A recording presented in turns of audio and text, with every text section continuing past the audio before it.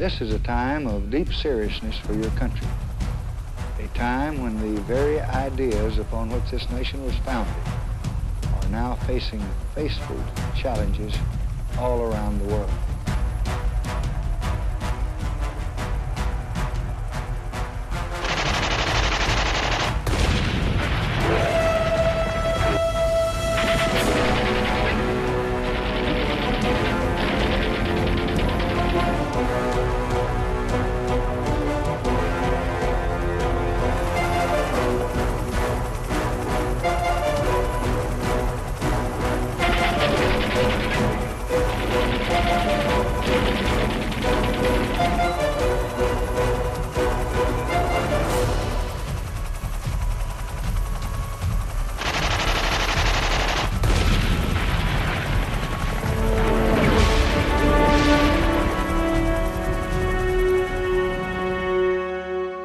My name's Chuck Wallace, and I was in the Greenfield National Guard.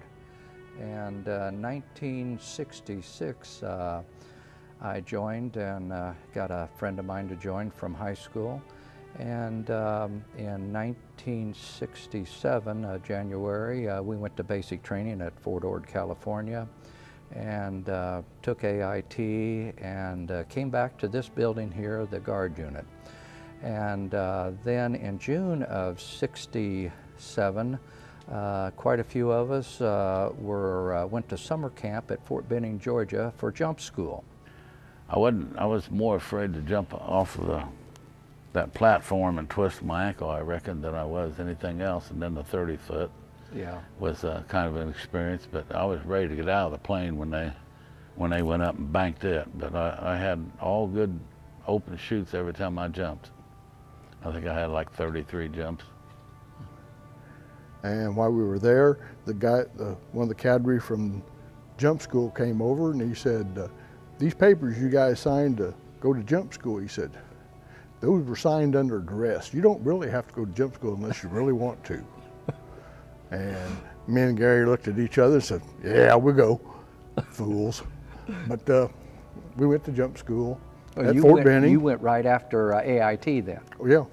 Okay. We spent the whole time right there at Fort Benning. 3 weeks, yeah. Yeah. And I went through jump school with a bunch of Navy SEALs. Now you talk about lunatics. These guys are nuts.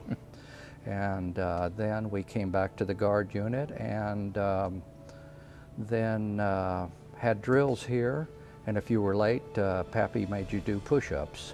And then in February of 1968, they said we were going to have another summer camp, and we were going to go to Panama for jungle school. And most of us thought that was great because it was in the middle of the winter and we were going to get to go down where it was nice and warm. And so we went out to the Indianapolis, it was Ware Cook Airport at that time, and they had the Air National Guard, 3 planes that fly us down there. And only one of them quit, and I was on that. So it had to land and work on it. Then we got down to Panama, and we spent 2 weeks down there. That was escape and evasion, and that was a pretty interesting course. They made you get from one point to another point in a certain time, showed you different things that you could eat, monkey, shark, snake, and they even had where you would cross the river on one of those slides, and we'd slide across that, drop off into the river, and then you'd get on the other side of the river and you would take wood and stuff and make that, put that together and put it in your poncho, and then you had to swim back on the other side. But you'd look down at one end there towards the ocean where it led out into the ocean, and there were several guys down there with rifles. So you get on the other side and you said, what are them guys on at the other end? They said, well, they were making sure that the sharks didn't come up in the river. So then we had 98% of the company past that. Well, we came back here, and it was in the middle of the winter, and I worked outside, so this friend of mine, Steve Justice, that I went to school with, had joined. So we decided to get us a job inside, and White Freightliner was hiring people over here off of Post Road and 30th Street. So we went over there and got a job putting trucks together. They were half cabs. Got to looking at them, we asked them about them trucks, where they were going, and they said, well, they were going to Vietnam. We said, well, we probably never see those trucks then. So about 2 weeks into it, then Steve's girlfriend calls and said, hey, I hear on the news that they activated the Greenfield National Guard. Oh, wow. So we got next to the radio, and sure enough, they activated the Greenfield National Guard. So we quit about a day after that. The reason we got activated was we made a record at Panama, 97% graduated. Jimmy Worley, this guy asked, hey, when are you going to active duty? We're not, we're National Guard. He laughed. Young man, I will give you 60 days. That was March. 13th May, we left here for Benning. So. Then in May of '68, on the 13th, we joined up here at this armory here, and I think there was around 164 of us, and we took a picture out front here, and we left for Fort Benning in the old Korean deuce and a halfs and our M1 rifles. And we stopped halfway down, and about half the trucks made them, and we had to pull them down, and finally did get everything at Fort Benning there. I don't know what they really thought was when we pulled in Fort Benning. We didn't have a Jeep, and the company, not the company commander, but Ron Hempsel, he was a lieutenant, I think, at that time. He had a 67 Pontiac convertible, so he led the convoy. So he still has the Pontiac still today. Then after they came back from school, then the whole unit went to like a probably it was a maybe 6-week version of the Ranger School, where we went for 2 weeks there at Fort Benning, maybe 2 weeks at Dahlonega, that's up in the mountains, and 2 weeks down at Eglin Air Force Base down in Florida. Then after that, while we were down in Florida, then they had the Australian guys, ASS or something like that, and we spent a week with those guys. So then we came back to Fort Benning and trained a little bit more. In November of '68, they let us come home for a 30-day leave. And they, after we came back, about a day after Christmas, they put us on C-141 aircraft and started shipping us to Vietnam. We landed in Alaska with our jungle fatigues on and about froze to death, and then in Japan, and then when we got ready to come down in Vietnam, they had fighters escort us. So then we were assigned to the 199th 2nd Field Force, and they had moved us over, had a compound over there, so we were just by ourselves. And so we did do a little bit of training right there with the 199th, some physical training, and once they figured that we were trained, had enough physical exercise, we didn't have to mess with those guys. Greenfield and Evansville made up the unit. There were 64 from Evansville, and so then that made 200 and around 10 of us. And we were a little short. Before they sent us to Vietnam, I think they added about another 25 US or RAs to us to make it a full company. Then when we were replacing F Company and some of those guys joined us, we went out with F Company. Like 3 of our guys would go out with 3 of those guys. And the mission that we had for 2nd Field Force there was we would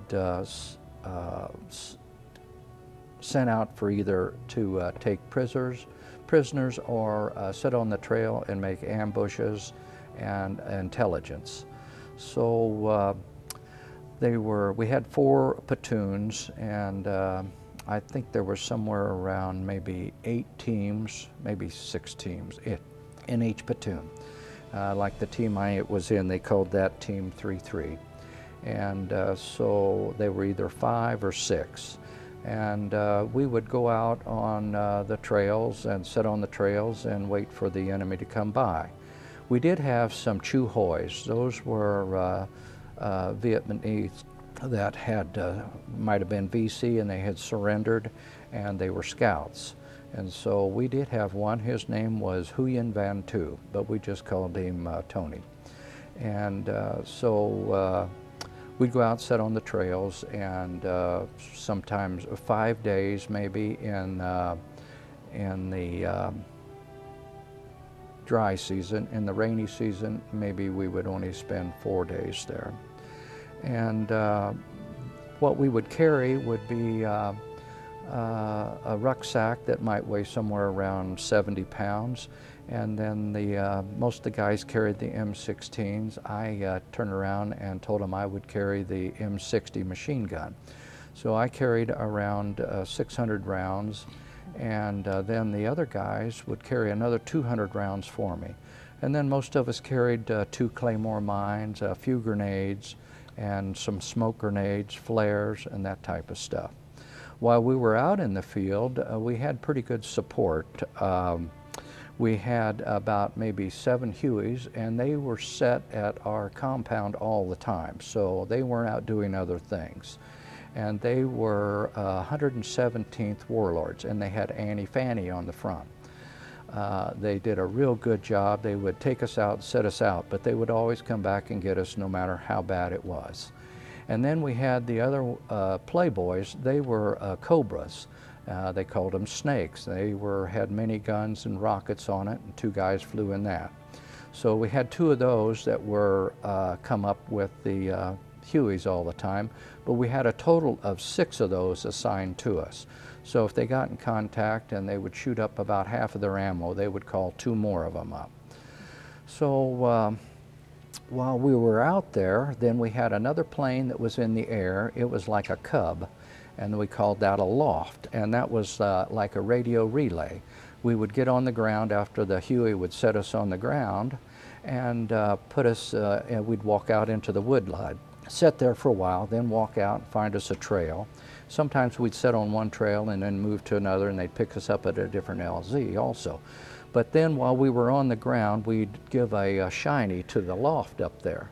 And so while we were, he would turn around and put us on the map, and so everybody knew where we were at, so they wouldn't be shooting artillery on us. And then if we moved, then we'd give him another shiny. But he was radio relay, so if we had people walking on the trail, the radio operator would call him and tell him, hey, we got movement on the trail. They would call back to the company at the TOC and notify that, and then whoever was in the TOC would get the officers up, and then we'd either, if we'd made contact, then they would turn around and get the helicopters going. But I did carry the radio. At that time it was a Prick 25. It's a Army nomenclature. It was an FM radio and had several channels that you could put in different frequencies and talk on. And it had an antenna, had 2 antennas. One was a short and one was a long, and the long antenna would go up about 8 feet maybe. And you seldom ever used that because it made you too obvious. But if you carried the radio, you'd put it out of sight because the Viet Cong liked radio operators a lot. And so you'd hide it, hide the antenna. But I would, a loft that Chuck Wallace talked about was a radio relay in the air. And we were normally, or at least I was, too far out from our TOC to talk directly to them. You had to go through a radio relay. So when we would be out, everything that we did would go through a loft, or we also had a place called Nui Ba Kam, which was a hill that was kind of out from our company area, and you could relay through that. We had a radio and a team set up there. Normally what I did as a radio operator, and it varied between teams, it really depended on the team leader, what he expected of the radio operator. What my team leaders expected of me was to know everything that they knew and then take the orders from them for certain things that they felt like should be theirs, which I agreed. We'd get down and set up an ambush or a perimeter or whatever each night, and the team leader and I'd get together and would match our maps up to show exactly where we were at that point. And then he expected me to do the communication with radio relay with Aloft. I'd tell Aloft where we were at and talk to him a little bit, tell him what was going on, why we were there, and then he would fly around all night, and every 2 or 3 hours he'd check in on us to see if we were still okay. If we got in contact, I would contact him, contact being a contact with the enemy. I would call him on the radio and tell him that we had movement, or that we had lights, or that we had something. And then he would relay that to our TOC so that our command center would know what was going on. And we normally had about half the teams in the field at a time. So they had to keep track of half of our teams, which I don't know exactly, but I'd say that was probably about between 20 and 30 teams in the field. The 2 Cobras would come out, and when they would get close to where they thought we were, they'd call me on the radio and say, you know, we're in your area. And as soon as I talked to them, I would come up on their screen, and they could pinpoint where my radio transmission was from. And I'd go, okay, we got you, and what do you need? And I'd say, well, you know, we've got this and that and the other. And they'd say, okay, where do you want us? And I'd say, okay, I want you 20 meters out from us on an azimuth of 90 degrees. And they say, okay, how do you want us to come in? I want you to come in from north to south on an azimuth of 180 to 360 degrees. And they'd say, okay, have someone pop smoke. So I'd tell the team leader, I said, they're ready for smoke, and he'd have someone throw a smoke. We never told him what color it was. There were several different colors, but then he would come back to me and he'd say, okay, we see purple smoke. I say, that's us, because the enemy had a favorite thing of, they'd throw smoke too. They knew that it was a natural thing to do, and it would confuse the pilots. And if they were lucky, the pilots would go for the wrong smoke and shoot us. So they'd say, you know, purple smoke, and I'd say, okay, and he'd go, okay, put your heads down, we're inbound. And that first snake would come in from the 180 and go across to the 20 or 30 meters and go out. And then he'd call me and say, how was that? Was that where you wanted it? And I'd either say, yeah, that was where I wanted, I want some more. Or I'd say, no, I need for you to adjust. And I'd give him an adjustment. And the whole time I'm talking, the team leader's normally right next to me. He's hearing what I say, and that way anything that went on that he couldn't hear, I could tell him what that was, and he could tell me what he wanted. Then received by ourselves from the high ground, and also to his north in a little clump of trees. We demolished a clump of trees. We're working on the hill right now. Okay. This is 4-0. Playboy's been taking fire from that hill to your November. They're going to work it over before they make another run for you, so sit tight. 1-2, understand he wants to run to the echo of him there along that wood line. 1-2, where do you want your last run at? Keep running them on that same trail. Keep running them heavy on that 250 side. Dan, you still want it your west side. How many meters is that trail out from your position? 15 meters from our position. It runs just parallel to our, perpendicular to our position on that 70-250 azimuth. It's 15 meters. We're going to bring some minigun and stay on the east side of that smoke. Understand he wants it back on the west side. That's about 20-15 meters out is where he's got a little trail there where they were. Roger that. Okay, this time put some 40 up on that hill again. I'll be putting some rockets right down below us. Keep your heads down. We're coming in. One time we were out in July the 20th, 1969. It was at night, triple canopy. You can look up there and there's a little hole in the canopy, and we could see the moon. It was a real nice clear night. So we were there, and the aloft, he gets on the radio and he says, "Hey, Armstrong's getting ready to step out on the moon." And I have a transistor radio, and I could key that up and you guys be able to listen to it and hear it on the Prick 25. Wow, that sounds pretty interesting. So a few minutes later, he keys it up and Armstrong has landed on the moon and he's getting ready to step out. And one small step for mankind, one giant leap for mankind. I look it over at Huyen Van Tu, Tony, the scout, and tell him, "Hey, we got GIs walking on the moon." "Oh, you guys are dinky dow, I'm not going out with you anymore." So that didn't go over very well. But that was one mission that was sort of interesting. I knew where I was at when Armstrong stepped out on the moon. Well, nobody said anything about Recondo School, and 33 out of our unit went to Recondo School while we was there. And it was 3,300 and some odd, just a little more than 3,000. That went to the Recondo School? The whole time, yeah. The whole time it was there. And it was the only combat school ever in the history of the Army so far that I know of yet today. Because I asked some of the young ones. While you were in that school, you could run into the NVA and the enemy and have live contact. Well, they always said if you come back alive from the patrol, you pass, you know. So I guess I passed. I got the diploma. But it was a neat school, it really was. How many guys went with you then? 4, Jack Jarvis, John Mason, Bruce Bennett, and me went together in that bunch. Yeah. Put you out at dark on a mountain and you walked to the bottom. Well, when you got down there, there wasn't no LZ. It was just a river. You had to come back up? No. They pulled us out in the river by rope ladder because they couldn't land.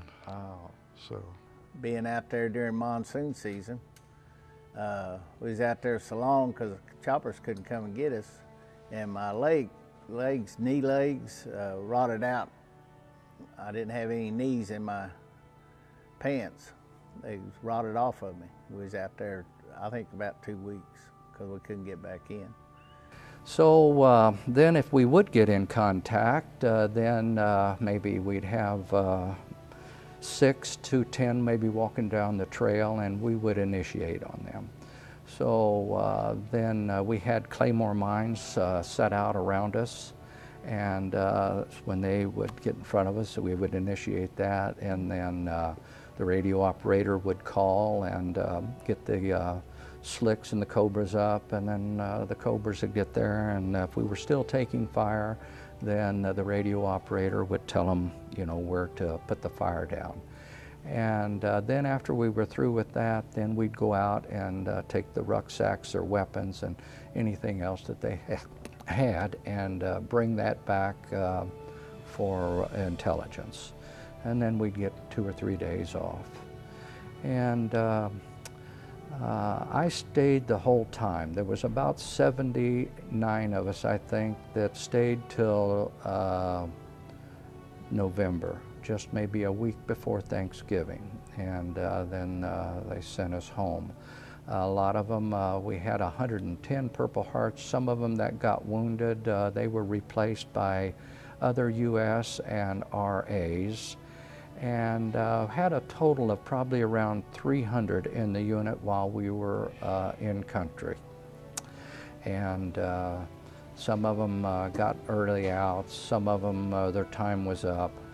And then we were welcomed home after we landed in Louisville, Kentucky there. We got to come home for Thanksgiving, and then went back and transferred out, and they brought us back on buses. And downtown Indianapolis, Whitcomb was the governor and Lugar was the mayor. The mayor had closed all the government buildings, and they had called all the rest of the guys that had come home early, and so they came. And so they had a welcome home party there for us, and food, and give us the key to the city.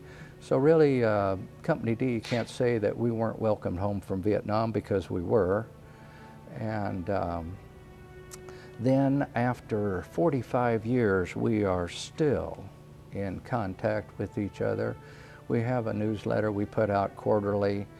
We have a roster that still has 192 people on it that are scattered across the United States. And we have reunions every other year, and we have get-togethers every couple of months.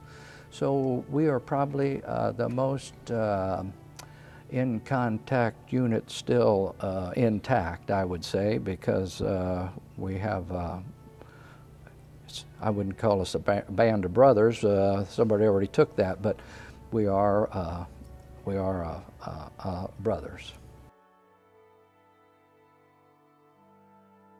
I love it when we all get together. I know that if I had a problem and I needed somebody to help me, I could call Chuck or any of the other guys, any of them, and there would be help. Of course, they know also too that if they needed help, there would be help there too from me. There's a lot of good times, but you know, then when somebody got injured or whatever, then it was a bad time. You just sort of rangered up and went on.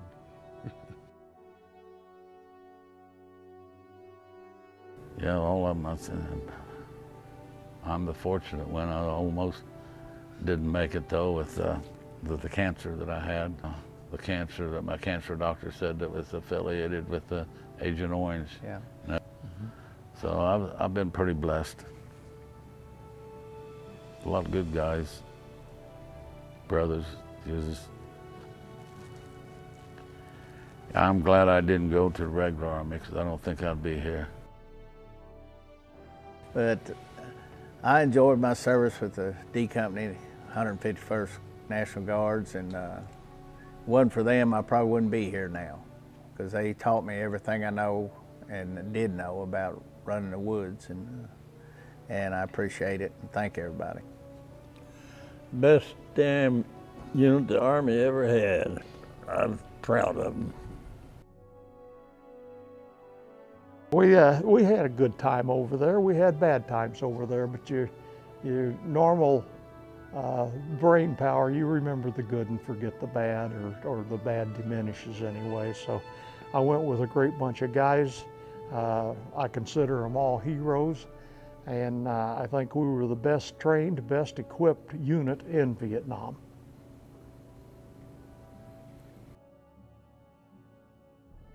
But yeah, it was a good time and it was a bad time, but it's over and we're still together.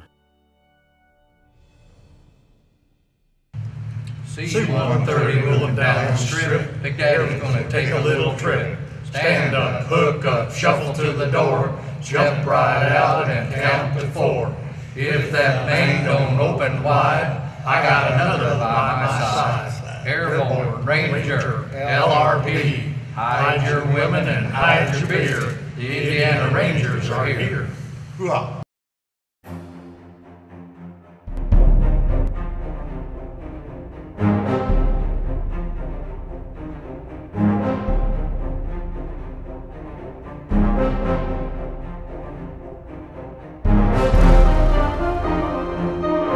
Thank you.